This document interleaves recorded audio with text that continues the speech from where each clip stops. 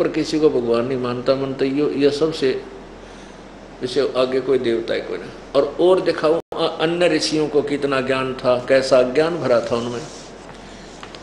पुण्यात्माओं, हमने परमात्मा के विषय में पवित्र हिंदू समाज में जन्म होने के कारण जो भी ज्ञान परमेश्वर के बारे में, भगवानों के बारे में सुना है, उसका आधार हमने पुराण ही मान रखा था। ये वक्ता यूं कहते थे शिव पुराण में ऐसा लिखा है, विष्णु पुराण में ऐसा लिखा है, देवी पुराण में ऐसा लिखा है, वहां से बता रहे। अब उन्हीं पुराणों को आपके समक्ष पढ़कर सुना रहा है ये दास, उन्हीं के द्वारा अनुवादित, अपनी तरफ से तो इसमें कुछ मिलावट को ना कर रखी, उन्हीं के द्वारा अनुवादित उन्हीं की बुकें हैं जिनको आधार पर ये बताते ये क्या बता रही हैं और वो क्या महिमा दंत कथा सुनाया करते थे। कौन? वो नकली संत ऋषि और गुरु। ये देखिएगा, ये छठा स्कंद प्रश्न नंबर 414 पे जन्मेजय ने पूछा, महाभाग किस युग में कैसा धर्म का स्वरूप है, इस संपूर्ण विषय को विशेष रूप से बताने की कृपा करें। व्यास जी बोले, नृप शार्दुल राजन, यह निश्चय है कि सतयुग में ब्राह्मण वेद के पूर्ण विद्वान थे। अरे वाह, ये तो सतयुग वाला का ओढ़ आ गया। अगर त्रेता द्वापर मतीन से कुछ निम्न सतर के विद्वान पाओगे, यानी निश्चय है कि ये निश्चय है, यानी पक्की बात है कि सतयुग में ब्राह्मण वेद के पूर्ण विद्वान थे। उनके द्वारा निरंतर भगवती जगदम्बा की आराधना होती थी और भगवती का दर्शन करने के लिए उनका मन सदा ललायित रहता था। गायत्री के ध्यान, प्राणायाम और जप में वे अपना सारा समय व्यतीत करते थे। माया बीज का जाप करना उनका प्रधान कार्य था।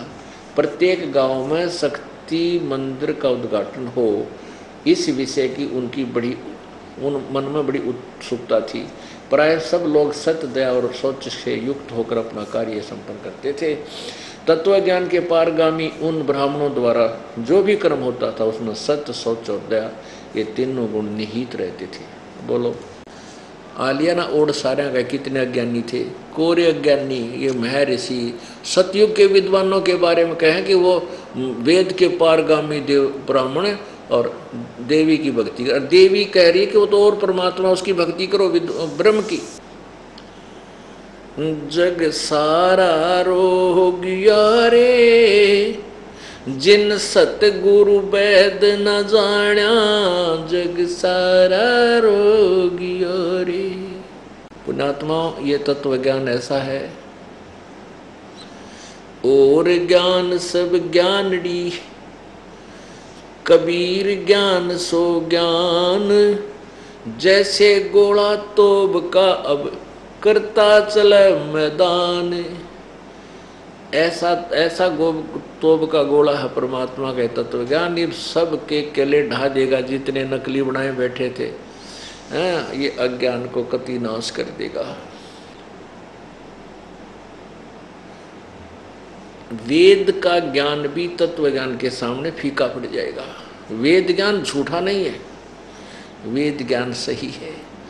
धर्मदास जी ने कबीर परमेश्वर से पूछा था, प्रभु आपने जो ज्ञान बताया, क्योंकि उस समय धर्मदास जी वेदों और गीता से परिचित नहीं था, पढ़ता था गीता को, लेकिन जैसे अभी तक ये 5500 वर्ष हो गए लगभग इस गीता जी को पढ़ते आने, इसका अनुवाद करके भी बहुत समय हो गया पढ़ते हुए।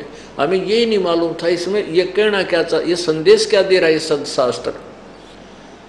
अब आपके समक्ष इसका न्यारा न्यारा विश्लेषण कर दिया, गीता जी हमें क्या बताना चाहती है। तो उस समय धर्मदास जी को परमात्मा ने अपना ज्ञान दिया और धर्मदास जी को उसके गुरुओं ने बता रखा था, पूर्व के गुरु ने जैसा ज्ञान अपने को पता था और वेदों और गीता का, वेदों और पुराणों का आधार बना करके ज्ञान दे रखा था पवित्र हिंदू समाज में। तो धर्मदास जी ने कहा, प्रभु आपने जो ज्ञान बताया और आपको मैंने सतलोक में देख लिया, आप पूर्ण परमात्मा हैं, आपका ज्ञान बिल्कुल अद्वितीय है। तो परमात्मा इससे सिद्ध हो गया कि वेद और ये कतेब,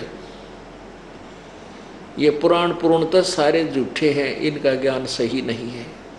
परमात्मा बोले नहीं, भाई वेद कतेब झूठे ना भाई, झूठे हैं जो समझे नाही। ये वेद और पुराण और ये कतेब कहते हैं ये झूठे नहीं हैं, इन झूठे वो हैं जो इनको समझ नहीं पाए। ये हमें क्या सत संदेश दे रही। अभी तक हम ब्रह्मा विष्णु महेश जी को अजर अमर समझा करते थे, सर्वेश्वर, इनके कोई माता पिता नहीं है। और ये खुद कहते हैं हमारा तो जन्म मृत्यु होता, हम अविनाशी नहीं है। अब देखिएगा यही देवी भागवत, श्रीमद देवी भागवत या कति निर्णय करेगी, सच्चाई ज्ञान का आपके सत्य ज्ञान आपके समक्ष होगा। देखिए श्रीमद भगवत, श्रीमद देवी भागवत, ये वही बुक है जो अभी आपको दिखा रहा था दोस्त। इसके तीसरे स्कंद में और 123 पृष्ठ पर आप देखिए, ये देखिएगा तीसरा स्कंद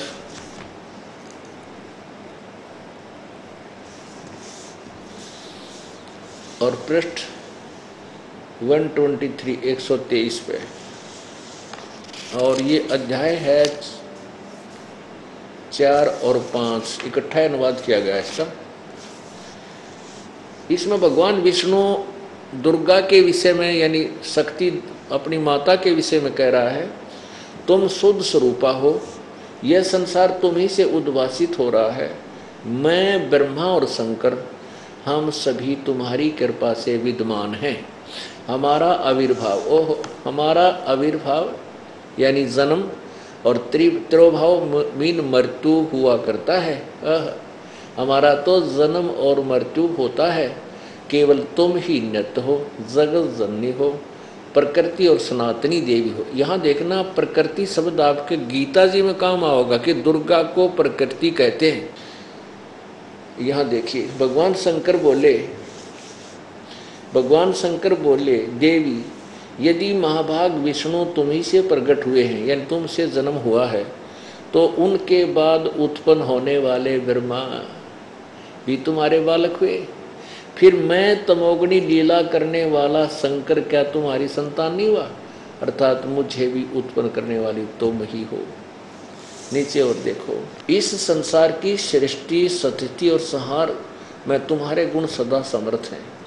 उन्हीं तीनों गुणों से उत्पन्न हम ब्रह्मा विष्णु एवं शंकर नियमानुसार कार्य में तत्पर रहते हैं।